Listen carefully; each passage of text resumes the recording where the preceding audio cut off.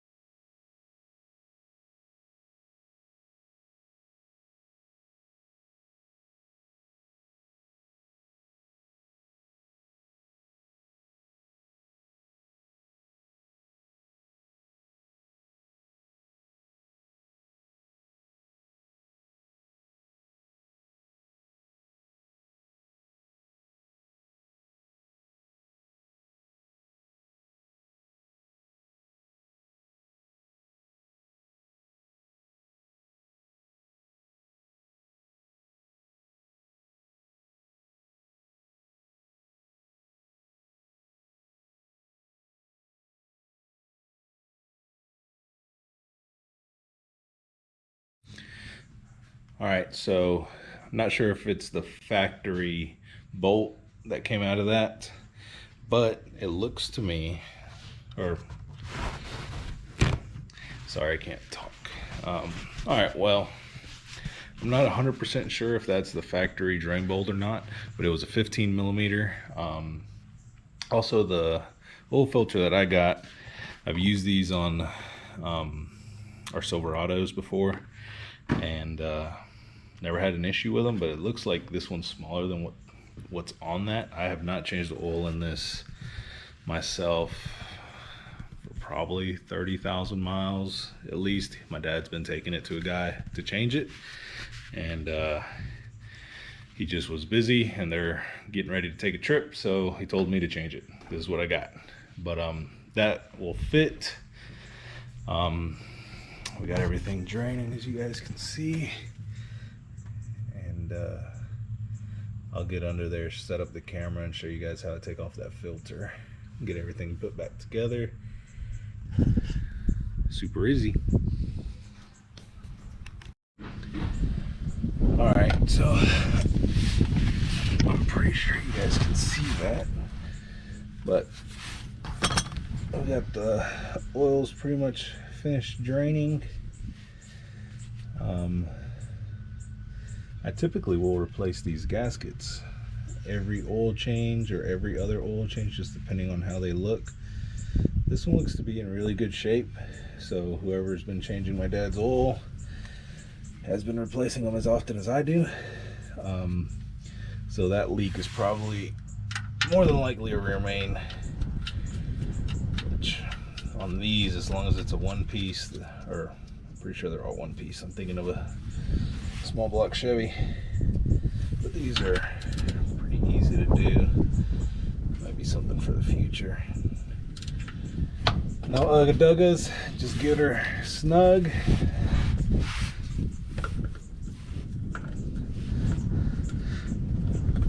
And it was not super tight. So again, whoever's been changing my dad's oil, I'll tell them to keep using him if they want to keep using him to change the oil. He's obviously doing it right.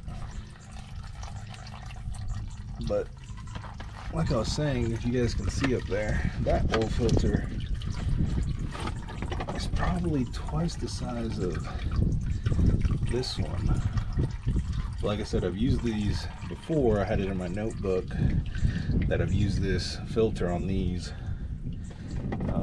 Sometimes I'll fill them, sometimes I won't. I'm already under here and I already have the filter with me, so I'm gonna not fill it this time, but that'll be all right. Won't hurt anything.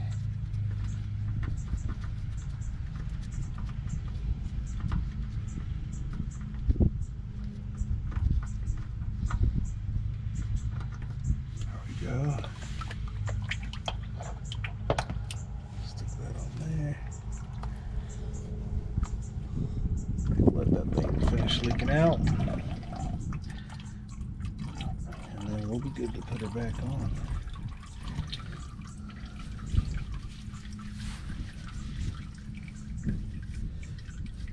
And I'm doing this all in real time, so if this is a 10-minute video, then that's as long as it took me to change the oil. It's not, may add 1 or 2 minutes. Sounds like somebody's doing a burnout. You may add 1 or 2 minutes as far as like searching for tools and grabbing some rags and gloves and stuff, cleaning my hands good. But you always want to let the you don't want to do this like 100% cold motor. You definitely want to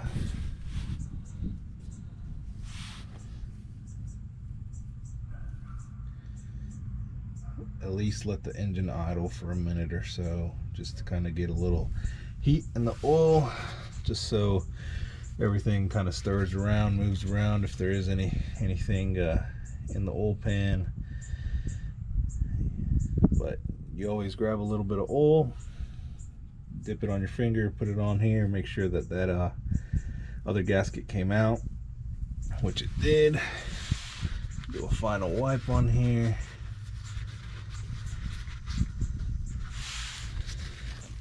And I'm not a professional, I just do this at home, take care of my own vehicles.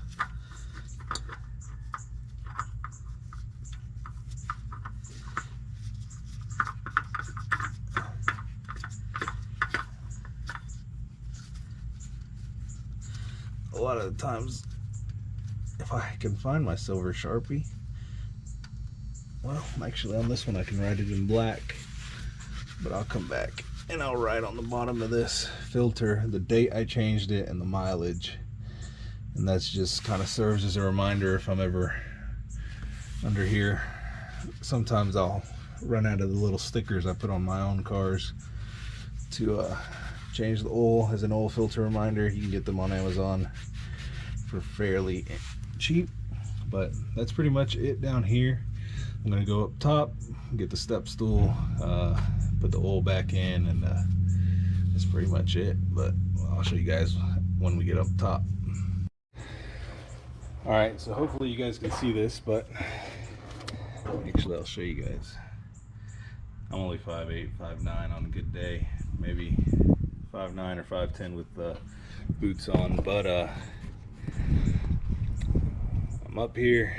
I can reach over here. I got the big funnel on here. Like I said, these call for a 5W30. I run 10W30 full synthetic high mileage oils on all my stuff. Quick tip, always clean your funnels. Obviously the outsides are going to be a little bit dirty, but clean the inside. Make sure you put it in a place where it's not going to be filthy, get a bunch of dust and stuff and debris. So when you come to use it, it's clean, it's ready to go.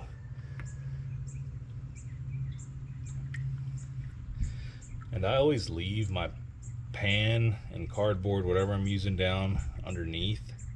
I always leave it under there until I get done. Make sure I get under it. I will actually push this down just a hair, let that finish dripping in there. But I'll get under here and make sure I'm not leaking. Even after I start it, which I'm gonna start it, let it idle for about 20 seconds, back it off the ramps. And that's pretty much it. Like I said, guys, this is real time.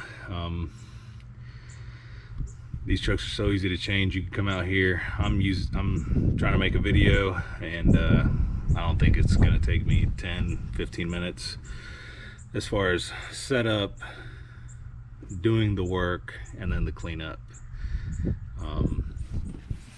I am going to be doing a few other things while I have it. The Sport Trek's actually got a few things going on with it, but I'm going to be changing the belt there.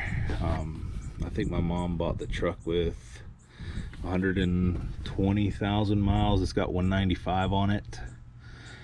I'm going to put the battery on the tender, do a regen kind of thing for it, and just do a few other little maintenance items on it. I already changed the wheel bearing. Actually, when I changed the brakes in that video, I said I was going to change the wheel bearing.